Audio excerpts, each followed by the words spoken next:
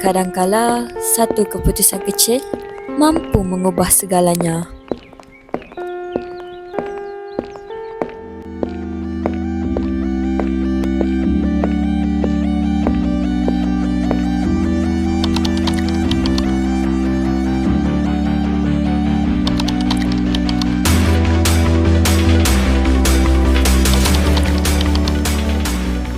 Awal kau datang hari ni? Ada kerja sekolah nak siapkan.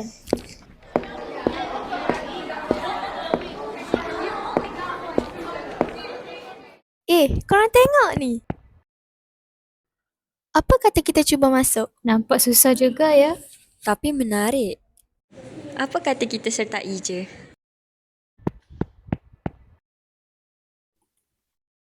Kenapa kamu bertiga berdiri dekat sini? Kami tengah tengok pertandingan ni, cikgu. Kami berminat nak sertai pertandingan ni. Oh, pertandingan inovasi.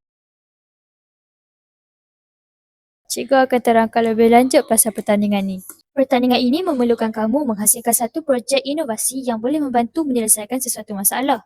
Kamu perlu merancang, membina produk dan membuat pembentangan di hadapan juri. Menarik juga sebenarnya. Baiklah, selebihnya kamu bincang sesama sendiri. Kalau perlukan bantuan, jangan segan untuk tanya.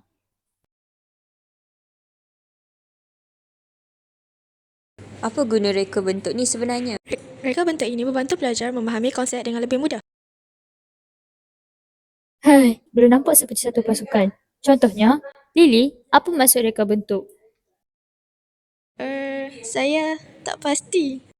Bagaimana data kajian ini menyangkut keseluruhan projek? Saya tahu data ni penting, tapi... Apa kata kamu bertiga bincang semula tentang hal ni? Maaf, aku rasa ini semua salah aku. Tak betul-betul terangkan projek ni dengan teliti.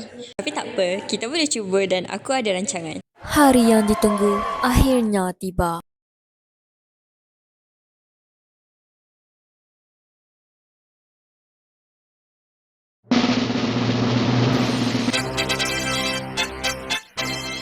Kita menang!